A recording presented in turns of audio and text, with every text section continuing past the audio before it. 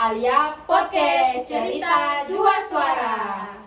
Kembali lagi di Ngobrol Santai tentang vintage dan aturannya bersama saya Amei Dan saya Alia. Wah, seru banget ya pas satu kemarin.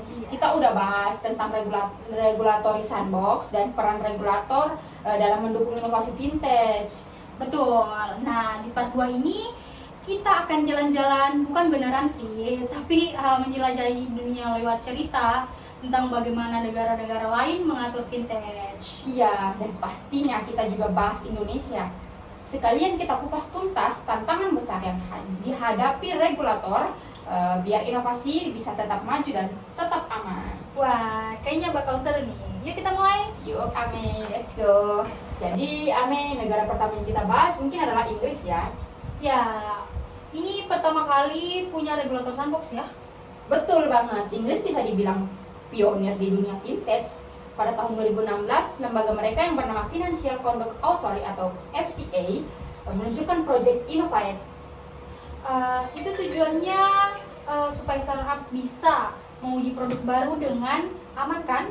Iya, di sana startup diberi kesempatan untuk berinovasi sambil tetap diawasi regulator.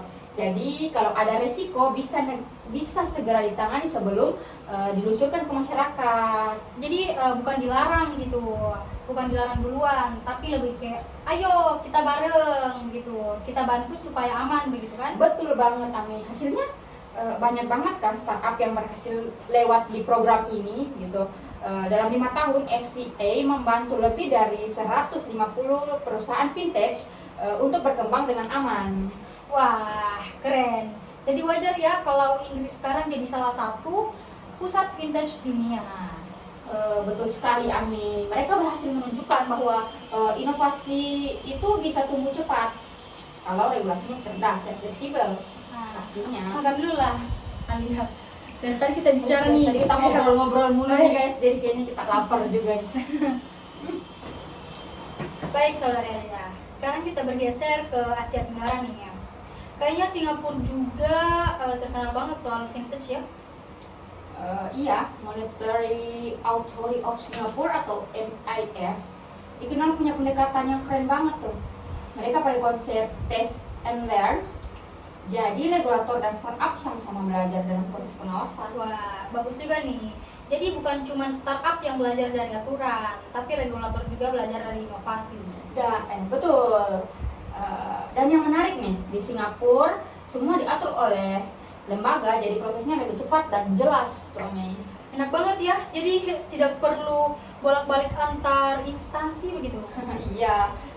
Selain itu mereka juga punya Singapore Vintage Festival loh, setiap tahun yang diikuti ribuan pelaku industri yang ada di seluruh dunia. Wah, kayak ajang pameran inovasi gitu, sekaligus tempat regulator dan pelaku industri ngobrol bareng. Betul banget, makanya ekosistem vintage itu di sana tumbuh pesat dan tetap aman. Kalau di Amerika gimana ya? Kan dia itu negara yang besar banget dan teknologinya juga canggih. Nah, Amerika ini menarik nih. Sistem mereka agak ribet karena setiap negara bagian punya aturan sendiri-sendiri. Waduh. Berarti kalau startup mau beroperasi di 10 negara bagian harus izin 10 kali juga nih kalau begitu. Betul dong. Tapi sisi positifnya setiap negara bagian itu mereka bisa menyesuaikan aturan dengan kebutuhan lokal. Jadi fleksibel, tapi koordinasinya pasti susah sih. Iya, betul banget tuh Ami. Di sana itu tantangan mereka itu adalah menjaga konsistensi antar wilayah. Tapi Amerika tetap jadi rumah bagi banyak inovasi besar seperti PayPal, Square, and Coinbase. Wah, meskipun rumit nih, mereka tetap bisa jadi pusat inovasi dunia ya. Betul tuh. Karena di balik aturan yang banyak itu mereka punya budaya inovasi yang kuat sih Ami.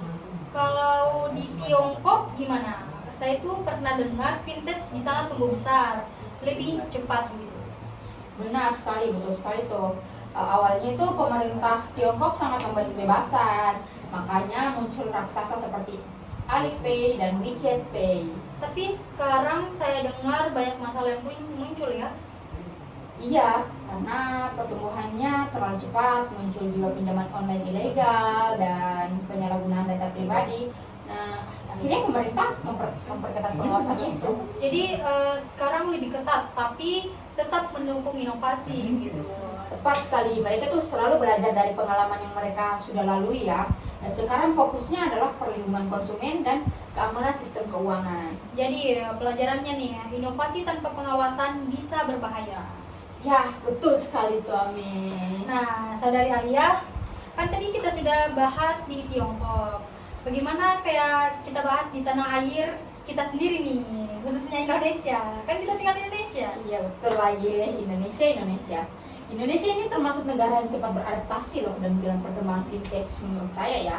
Karena kita punya dua regulator utama. Yang pertama itu seperti yang saya bilang di part 1, OJK dan juga Bank Indonesia. Kan OJK mengatur pinjaman dan investasi, BI fokus pada sistem pembayaran kan.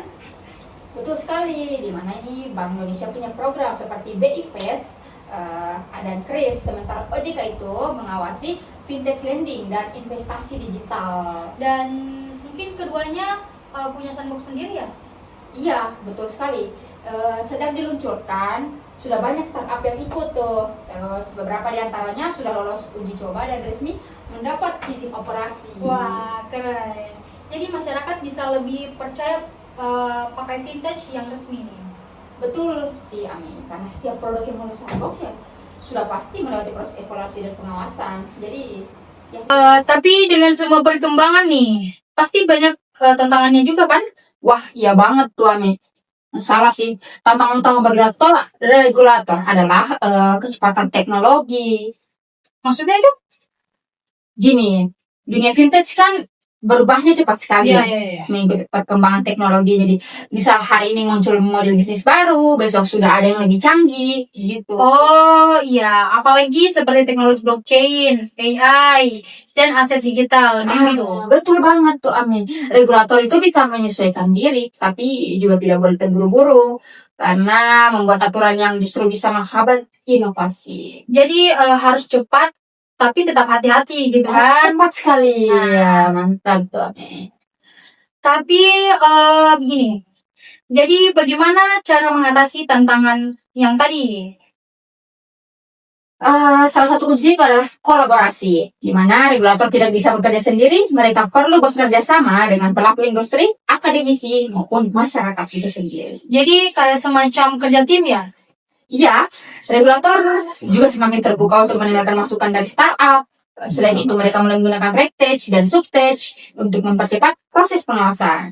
Jadi pengawasannya juga ikut berinovasi gitu. Betul banget, karena kalau dunia vintage serba digital, berarti pengawasannya juga harus serba digital mengikuti. Tapi nih Alia, kadang saya dengar keluhan dari pelaku vintage nih, kayak aturannya bikin mereka susah berkembang gitu. Kalau itu iya sih, itu sering terjadi. Tapi sebenarnya aturan bukan untuk mempersulit sih. Justru kalau dibuat dengan seimbang bisa melindungi semua pihak. Jadi seperti kopi ya, kayak harus pas takarannya gitu.